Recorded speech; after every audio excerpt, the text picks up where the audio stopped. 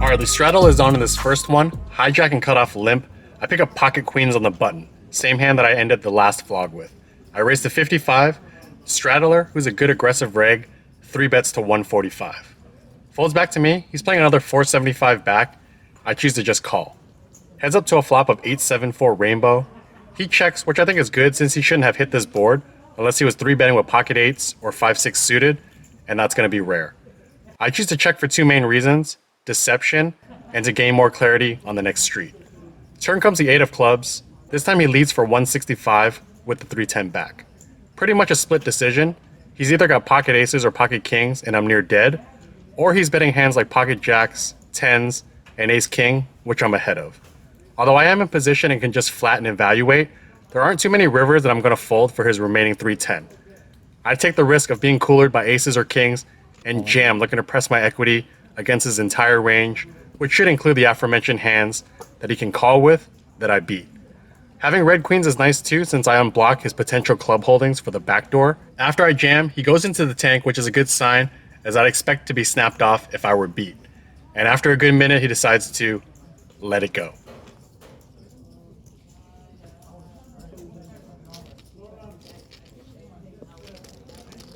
Alright, the straddle is on once again, this time 7-handed, and there are 2 callers before it gets to me on the button with ace-4 spades. I raise to 55, and I get calls from the straddler and the cutoff. 3 ways to a flop of 10-5-3, 2 clubs and a spade, and over, a gutter ball, and running spades. Checks to me, I c-bet roughly half pot, $75. The straddler calls, and the cutoff folds. Heads up to a turn of an ace of clubs. Interesting card is now I'm either way ahead or way behind. I'm well ahead of hands that contain a 10 or pocket pairs such as 4s through 9s. The ace being a club is also helpful, not just because it gives me top pair, but it also reduces flush possibilities, which has me weighing him towards the aforementioned hands that I beat. That said, I choose to check as I probably would with a chunk of my holdings. We go to a river of a 5 of hearts. He checks again, and I'm probably supposed to go for some thin value here, but I decided to play it safe and knuckle back, and I end up being good as he shows pocket 6s. Alright, the next 4 hands set up a pretty interesting sequence. 2 quick ones to start. I 3-bet queen jack of hearts and take it down pre.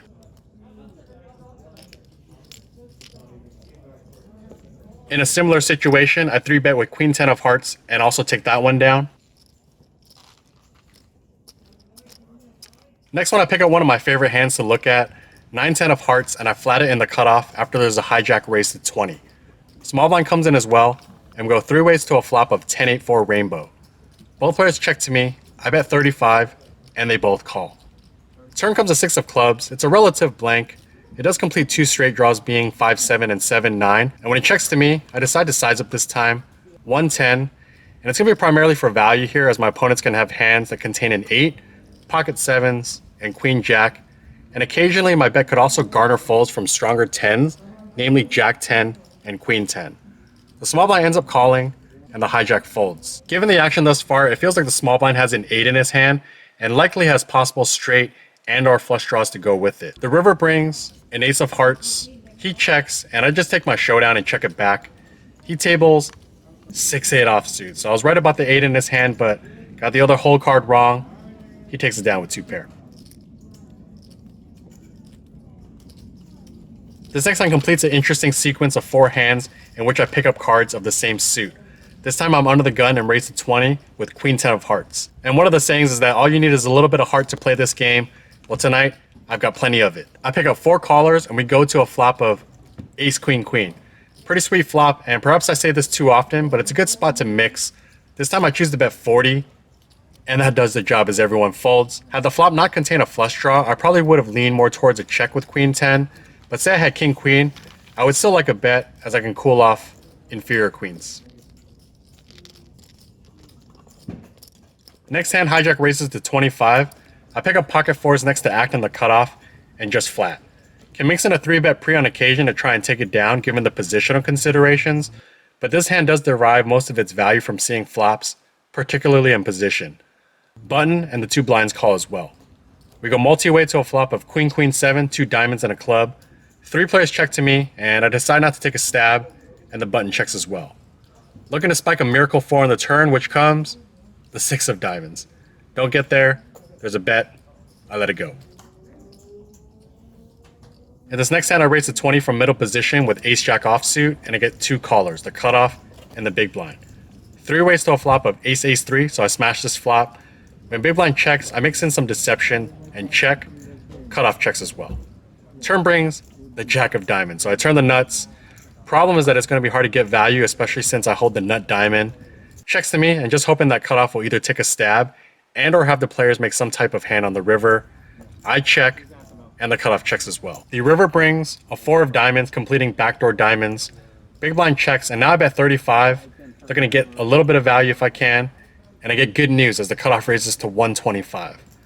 Big blind gets out of the way, and assuming that the cutoff isn't bluffing, I hope to get value from flushes and a hand like pocket fours. I raise to 400. Obviously don't have too many bluffs here aside from the high level play of turning a naked ace of diamonds into a bluff, to which I would choose the same sizing. That said, my opponent goes into the tank for a good 2 minutes and ultimately releases his hand. Given the tank, he probably had a flush, so unfortunate that I don't get any additional value, but I do lock this one up with a full house.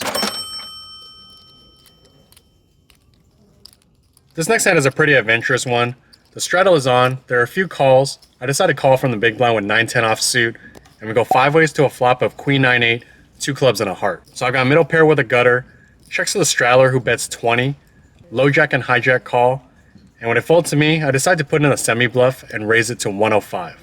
Straddler gets out of the way, but I do pick up 2 callers, the low jack and hijack. So a bit concerned as we go to a turn of a queen of diamonds. So not the best card to continue, and even having a hand like jack 10 would be a check, I think. That's what I do, and both players check as well. River comes a 7 of clubs, and I do have the 10 of clubs in my hand, so I block the absolute nuts. Given that card and the 9 in my hand, which blocks some full houses, I decide to go for the bluff. I make it 270. Low jack tanks for a bit before jamming for $700.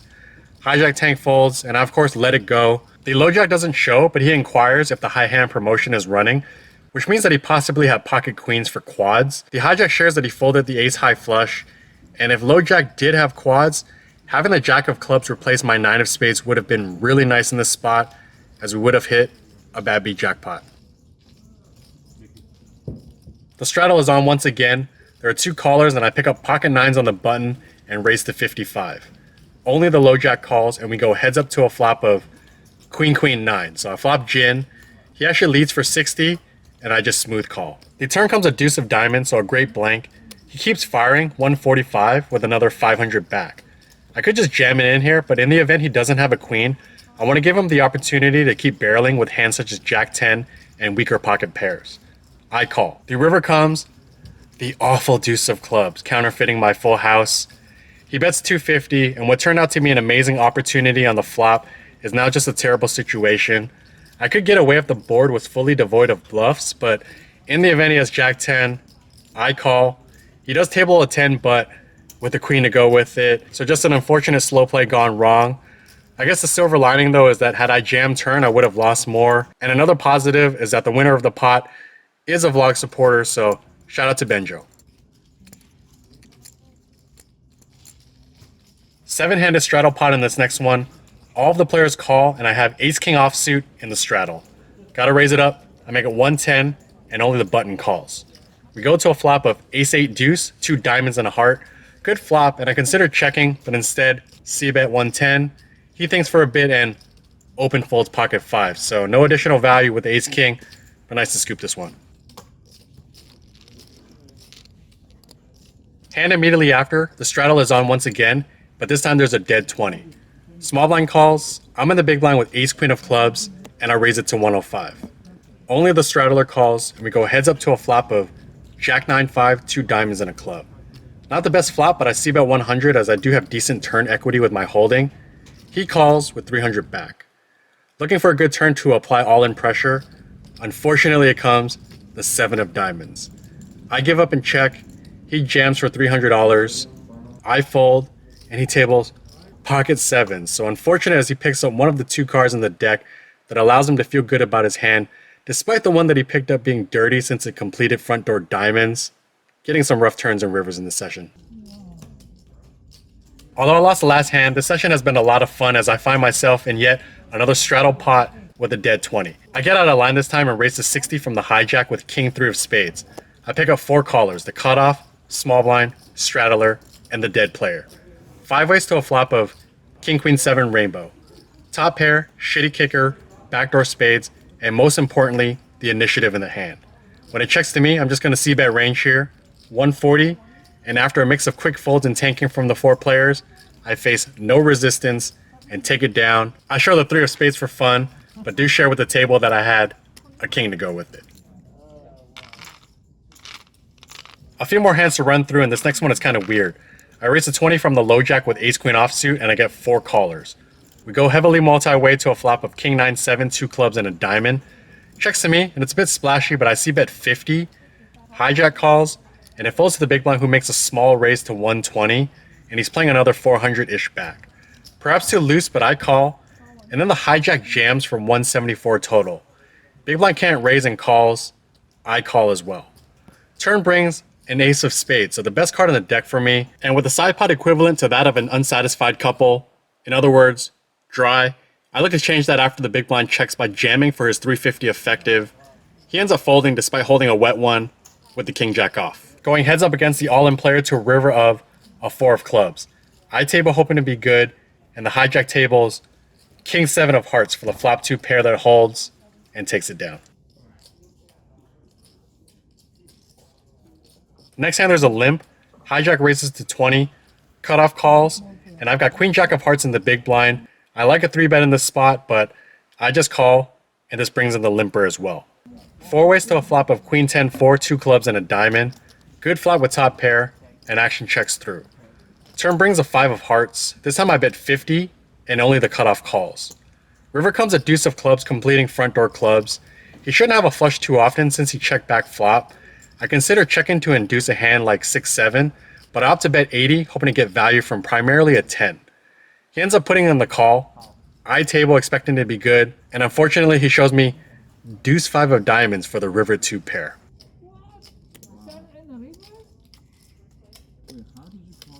The straddle is back in this next hand. There's a call, and then there's a raise to 30 from the cutoff. I pick up pocket queen in the small blind, good 3-bet spot. I make it 140. Only the straddler calls, and he has another 280 back. Looking for a nice flop to go with, and it comes 10-3 deuce, so about as good as I can ask for. I jam for his 280 effective.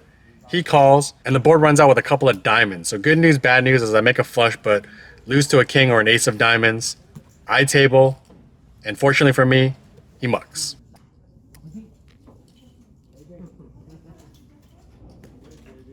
Last interesting spot to run through. We're playing 6-handed, cutoff and button limp. Small blind raises to 25, and I'm at the big blind with ace deuce offsuit. Given the weakness shown by the late position players, I feel that this is a good spot for aggression, and if called by the small blind, I can play in position and navigate accordingly. I put in a 3-bet and get what I was looking for as the 2 other players fold and the small blind calls. Heads up to a flop of king 8-7, all hearts. When small blind checks, it's a good spot to c-bet since I block ace king, can press range advantage, and I have a mini insurance policy with the deuce of hearts. I make it 50. Small blind calls, and we go to a turn of a 7 of clubs. Good card to keep the pressure. He checks, and I go for a roughly pot-sized bet of 240. Looking to get him off better ace highs, some marginal kings, and perhaps pocket pairs, 9s through queens. And after he tanks for a good 2 minutes, he lets it go. Nice to get this one through.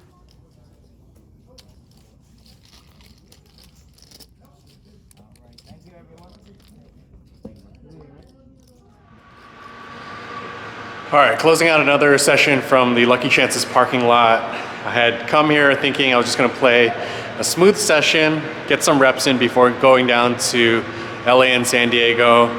I got quite the opposite. The session started off really smooth. I was up around $500 and ended up dusting that off.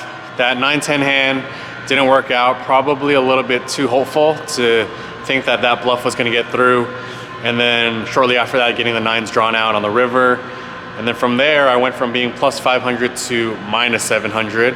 Got in the game for 1600, was able to get all the way unstuck luckily, and cashed out 1,747. So book a win of $147. I'll take it. Not a huge win, but an improvement over the previous session. I think doubling the win I got at Bay 101. Gonna try to take this momentum, carry it forward into Southern California. Hopefully do some good things out there. And as always, thanks for the support. I would really appreciate a sub if you haven't already. See you guys on the next one.